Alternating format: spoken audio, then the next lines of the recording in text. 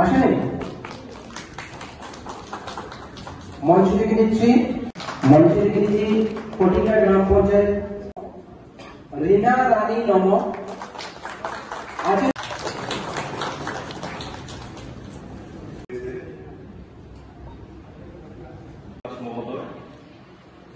মাননীয় মন্ত্রী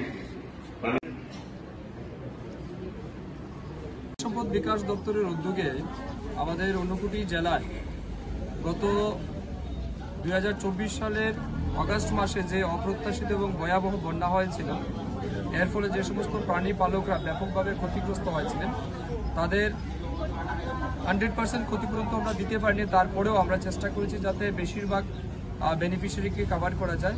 তার উদ্দেশ্য নিয়ে আজকে প্রায় 1100 মতো বেনিফিশিয়ারি বা প্রাণী পালককে যারা এই বন্যায় ক্ষতিগ্রস্ত হয়েছেন তাদের হাতে আর্থিক অনুদানের সুবিধা আমরা প্রদান করেছি।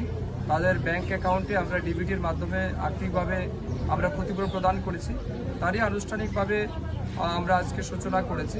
তো পর্যায়ক্রমে সবার ব্যাংক অ্যাকাউন্টে তাদের ক্ষতিপূরণ যাবে, কিন্তু আমি মনে করি এটা সাফিসিয়েন্ট না। আমাদের কাছে আরও বেনিফিশিয়ারি আছে যাদেরকে আমরা টাকা দিতে পারিনি। তো আমরা পর্যায়ক্রমে যখনই আমাদের কাছে টাকা আসবে আমরা পর্যায়ক্রমে সবাইকে বেনিফিট দেব।